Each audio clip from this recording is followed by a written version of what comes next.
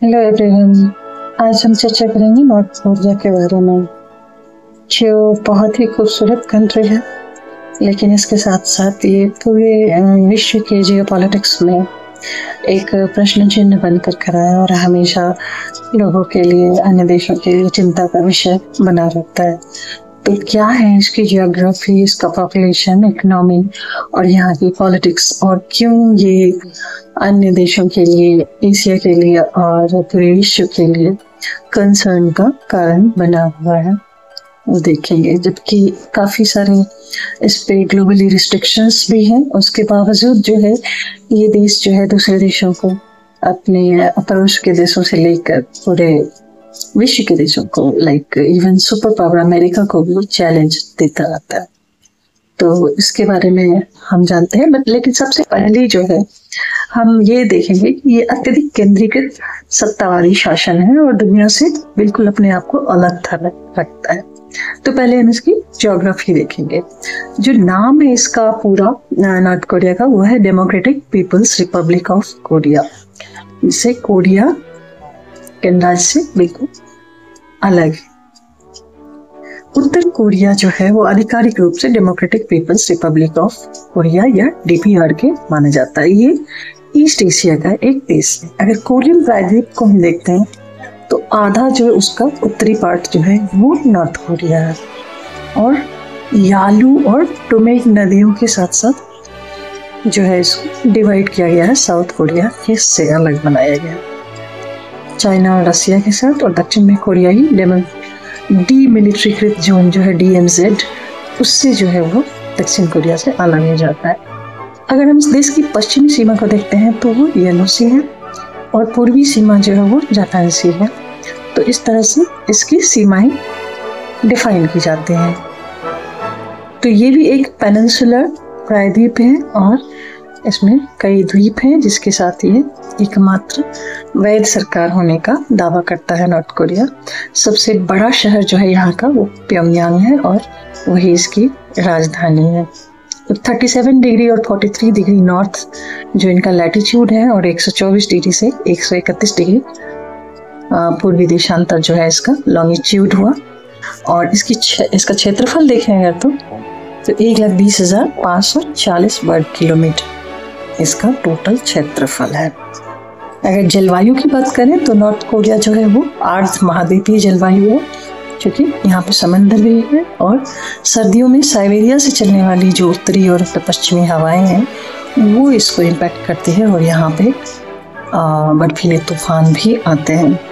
थोड़ी बहुत मानसून हवाओं से भी इनको इम्पैक्ट पड़ते हैं। तो गर्मियाँ जो है वो काफ़ी गर्म होती हैं और काफ़ी ह्यूमिड होती हैं, और बारिश काफ़ी ज़्यादा होती है, क्योंकि प्रशांत महासागर से जो हवा आ रही है उसमें काफ़ी ह्यूमिडिटी होती है। तो जैसे मानसूनी जलवायु में होता है कि 60% बारिश जो है इनकी जून से लेकर सितंबर तक हो जाती है, और शरद ऋतु जो है वो एक ट्रांजिशन पार्ट है गर्मियों और सर्दियों के बीच में। तो दिन में यहाँ पे जो तापमान है वो -3 से -13 डिग्री सेंटीग्रेड तक जाता है ठंड में, और मैक्सिमम जो है 29 to 20 डिग्री सेंटीग्रेड रहता है। कोरियन प्रायद्वीप में अगर हम देखें पिछले नीचे हिस्से में, तो पूरा पाषाण काल से ही लोग जो है यहाँ पे सेटल हुए। हिस्टोरिकली अगर देखते हैं तो 1910 में जापान के साथ जो साम्राज्य था उसमें ये नॉर्थ कोरिया भी मिला हुआ था। लेकिन 1945 में जब द्वितीय विश्व युद्ध हुआ तो जापान जो है वो आत्मसमर्पण करता है, क्योंकि वो द्वितीय विश्व युद्ध में हार जाता है, और कोरिया को जो है 2 भागों में बांटा जाता है 38th पैरेलल के साथ, जो मैप पे बांट दिया जाता है। और इसका जो उत्तरी पार्ट है जो अभी नॉर्थ कोरिया वो सोवियत संघ के प्रभाव में रहता है, जबकि जो साउदर्न पार्ट है उस पर संयुक्त राज्य अमेरिका का कब्जा है। इवन आज के डेट में अगर हम देखते हैं तो साउथ कोरिया जिस तरह से डेवलप हुआ है वो यूएसए की ही देन है। 1950 में जब दक्षिण कोरिया पर उत्तर कोरिया ने जो अटैक किया तो एक कोरियन युद्ध शुरू हुआ, और 1953 में ये युद्ध स्टॉप हो गया, हालांकि इसमें कोई संधि वगैरह नहीं हुई। 1980 में जिस तक आते आते जो है प्योंगयांग अर्थात नॉर्थ कोरिया पूरी तरह से अंतर्राष्ट्रीय रूप से बिल्कुल अलग थलग पड़ गया, क्योंकि शीत युद्ध खत्म हो गया, और उसके बाद यूएसएसआर जो है वो उसका पतन हो जाता है 1991 में। तब से लेके आज तक नॉर्थ कोरिया जो है वो धीरे धीरे नीचे गिरता जा रहा है इकोनॉमिकली, और बल्कि 1994 से 98 तक देखें तो यहाँ पे अकाल का दौर था और पूरा का पूरा पॉपुलेशन जो है वो माल न्यूट्रिशन का शिकार रहा। आज की डेट में यहाँ रिलीजन नाम की कोई चीज़ नहीं है। 15% जो है वो कम्प्लीटली एथीस्ट हैं। तो आधिकारिक रूप से ये एक ऐसा देश है जो नास्तिक है। यहाँ कोई ईश्वर नहीं माना जाता। यहाँ का जो किंग है वही सर्वेश्वर है, मतलब मेन है। अदरवाइज यहाँ पे ईसाई धर्म के लोग ही रहते हैं, इस्लाम धर्म के लोग और चाइनीज लोकल धर्म के लोग। जो सर्वोच्च नेता हैं, जो यहाँ के किंग हैं, कोरिया की जो वर्कर्स पार्टी का महासचिव है, उत्तर कोरिया के राज्य मामलों के अध्यक्ष, ये सब कमांडर इन चीफ, ये सब जो है एक ही बंदा है। और ये अत्यधिक केंद्रीकृत कम्युनिस्ट राज्य है जिसकी स्थापना लोगों के लोकतांत्रिक राज्य के रूप में स्थापित की और 1972 में इसने स्वयं को समाजवादी राज्य भी घोषित कर दिया था। लेकिन इसके बावजूद एक ही फैमिली जो है ये यहाँ पे हावी रहती है। 1994 में जो उत्तर कोरिया का जो फाउंडर थे किम इल सुंग, उन्होंने अपने मृत्यु के बाद, तो आज की डेट में किम जोंग जो है वो सर्वोच्च नेता है और अनंत काल के अध्यक्ष कहा जाता है। किम इल सुंग को अनंत काल का महासचिव है किम जोंग इल, तो उनके उत्तराधिकारी के रूप में इनको पूजा जाता है, जो कोरियाई पीपल्स आर्मी और वर्कर्स पार्टी देश की राजनीतिक में प्रमुख भूमिका निभाते हैं। जो जियोपॉलिटिकल अलगाव है उत्तर कोरिया का, वो एक तो इनकी परमाणु महत्वाकांक्षाएं हैं और उसके बाद जो इनकी नीतियां हैं वो दुनिया के बाकी हिस्सों से काफ़ी कठोर हैं, इस वजह से अलग हैं। जो यहाँ के परमाणु कार्यक्रम हैं वो बैलिस्टिक मिसाइल कार्यक्रम और परमाणु हथियार, वो एक महत्वपूर्ण संसाधन का निर्माण करते हैं और ये ग्लोबली जो है बाकी दूसरे देशों के लिए एक बहुत बड़ी चिंता का कारण है कि परमाणु हथियार जो है वो हाथ में पड़ते हैं। अगर इंटरनेशनली हम इनके रिलेशंस देखें तो उत्तर कोरिया के चाइना और रूस के साथ अभी एमिकेबल संबंध है और ये दोनों देश जो हैं अमेरिका को अपना साझा दुश्मन मानते हैं। तो इस वजह से अमेरिका के लिए ये एक बहुत बड़ा चैलेंज है। अमेरिका, दक्षिण कोरिया और जापान के साथ जो है इनके हमेशा से तनावपूर्ण संबंध रहे। अगर हम ह्यूमैनिटेरियन क्राइसिस, मानवाधिकार संकट की बात करते हैं तो उत्तर कोरिया का जो शासन है वो काफ़ी ज़्यादा दमनकारी है और यहाँ लोगों की ज़िंदगी पर सरकार का पूरा नियंत्रण है। और जो 90s में यहाँ पे खाद्य संकट पड़ा था, काफ़ी ज़्यादा अकाल की समस्या आई थी, तो देश में अक्सर जो है खाद्य संकट की खबरें आती रहती है और भूख से लोग मर रहे हैं। विशेषकर कोविड-19 की महामारी में जो है वो सीमाओं को इन्होंने कम्प्लीटली सील कर दिया था और सिचुएशन काफ़ी ख़राब हो गई थी और मानवाधिकारों का खुले तौर पे जो है वो उल्लंघन होता है, जिसमें राजनीतिक कैदी शिविर बनाए जाते हैं, उनको टॉर्चर किया जाता है और अभिव्यक्ति की स्वतंत्रता का पूर्ण रूप से उल्लंघन होता है।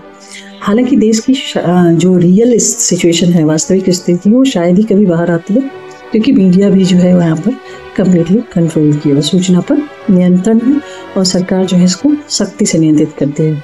बाहरी दुनिया से संपर्क लगभग असंभव है, इसलिए उत्तर कोरिया को आप अंतर्राष्ट्रीय समुदाय के लिए एक पेन इन एस कह सकते हैं। उत्तर कोरिया ने जो है संयुक्त राष्ट्र सुरक्षा परिषद के कई प्रस्तावों का उल्लंघन करते हुए लगातार जो है परमाणु परीक्षण किए और इसकी वजह से इस पर कड़े आर्थिक प्रतिबंध भी लगाए गए हैं और इसकी वजह से यहाँ की इकोनॉमिक सिचुएशन जो है और ज़्यादा खराब हो गई है। जो किम परिवार का यहाँ पे पूर्ण और निरंकुश शासन है वो नागरिकों के मौलिक अधिकारों का कम्प्लीटली उल्लंघन कर देता है। तो जब सारी चीज़ें, सारा पॉलिटिकल पावर जो है वो किम फैमिली के ही इर्द गिर्द रहता है तो एक व्यापक रूप से पंथ है और ये अधिनायकवादी तानाशाही इसको कह सकते हैं और एमनेस्टी इंटरनेशनल के हिसाब से ये दुनिया का सबसे खराब मानवाधिकार रिकॉर्ड वाला देश है और आधिकारिक तौर पे यूँ तो ये अपने आप को साम्यवादी और स्वतंत्र समाजवादी राष्ट्र भी कहते हैं जहाँ पे लोकतांत्रिक चुनाव भी होता है। हालांकि जो इनका चुनाव है उसको अगर एक्सटर्नल जो एक्सपर्ट्स हैं उनके हिसाब से देखें तो इन चुनावों में ऐसी कोई प्रतिस्पर्धा नहीं होता और ये कम्प्लीटली पूर्व निर्धारित होता है। जो वर्कर्स पार्टी ऑफ कोरिया है वो एकमात्र सत्तारूढ़ पार्टी है और संविधान के अनुच्छेद 3 के अनुसार किम इल सुंगिज्म, किम जोंगिलिज्म जो है यहाँ की आधिकारिक विचारधारा है। मतलब यही परिवार जो भी सोचेगा, जो कहेगा, वही यहाँ का कानून होता है। अगर यहाँ की इंडस्ट्रीज और जो खेतों के बारे में देखें तो ये सामूहिक खेत हैं और सारी इंडस्ट्रीज भी सामूहिक हैं और सारा ये जो है राज्य के स्वामित्व में होता है। जो शिक्षा सेवाएं हैं, स्वास्थ्य सेवाएं हैं, आवास है, ये सब भी जो है सरकार के कंट्रोल में है। सोंगुन कहते हैं यहाँ के सैन्य प्रथम नीति का पालन करता है, जो राज्य के मामलों और संसाधनों के आवंटन में कोरियाई जन सेना को प्राथमिकता देता है। इसके अलावा जो है परमाणु हथियार ही इनका सबसे बड़ा रिसोर्स है। यहाँ की सेना जो है वो दुनिया की चौथी बड़ी सबसे सेना है और लगभग 12.8 लाख लोग जो हैं वो यहाँ पे सेना है। 1991 से नॉर्थ कोरिया जो है वो संयुक्त राष्ट्र संघ का सदस्य भी है और इसके अलावा ये गुटनिरपेक्ष आंदोलन में भी पार्ट रहा और G77 और आसियान के रीजनल मंच का भी पार्ट है। अब हम बात करेंगे कि ये जियोपॉलिटिकली क्यों है समस्या। तो एक तो यहाँ पर जो मानवाधिकार है, मूल अधिकार है नागरिकों के, उनकी कम्प्लीटली अवहेलना होती है। जो यहाँ का परमाणु हथियार कार्यक्रम है वो कम्प्लीटली बैलिस्टिक मिसाइलों का नॉर्थ कोरिया जो है लगातार विकास करता रहता है और परमाणु हथियार का टेस्ट करता रहता है। ये चीज़ें जो है अंतर्राष्ट्रीय शांति और सुरक्षा के लिए गंभीर खतरा बना हुआ है और इस तरह से ये संयुक्त राष्ट्र सुरक्षा परिषद की जो भी प्रस्ताव होते हैं उसको कम्प्लीटली अवहेलना कर देता है। अंतर्राष्ट्रीय अप्रसार दत्ता, जिसको नॉन प्रोलिफरेशन रिजिम कहते हैं, उसके अगेंस्ट जाता है। जो किम जोंग उन है वो एक कम्प्लीटली अनस्टेबल और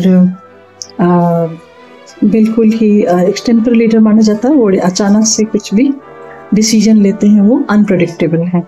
जो भी दुनिया के देश हैं, अमेरिका तक जो है उस पता नहीं होता है कि लाइक किसी भी हालत में जैसे ही रिएक्शन हुआ तो किम जोंग की जो है क्या प्रतिक्रिया होगी और हमेशा जो है वो मिलिट्री कॉन्फ्लिक्ट्स का जोखिम बना हुआ है। जो क्षेत्रीय अस्थिरता है वो उसका भी कारण जो है नॉर्थ कोरिया बना रहता है, क्योंकि साउथ कोरिया के साथ हमेशा जो है इनका टेंशन बहुत ज़्यादा क्लाइमेक्स पे बना रहता है। तो कोरियन प्रायद्वीप में कभी भी युद्ध छिड़ने का खतरा होता है। जब कोरिया के बारे में बात की जाती है तो चाइना, रसिया, अमेरिका सब जो है इसमें शामिल होने की पॉसिबिलिटी होती है और तो ये रीजनल वॉर भी हो सकता है और एक वर्ल्ड वॉर के रूप में भी बदल सकता है। उत्तर कोरिया पर और कई आतंकवादी समूहों का भी टारगेट रहता है और ये भी डर बनाता है कि हमास और हिजबुल्लाह को ये हथियार दे सकते हैं। तो इस वजह से इन आरोपों की वजह से भी ग्लोबल सिक्योरिटी के लिए नॉर्थ कोरिया जो है एक कंप्लीट कंटिन्यू थ्रेट बना रहता है।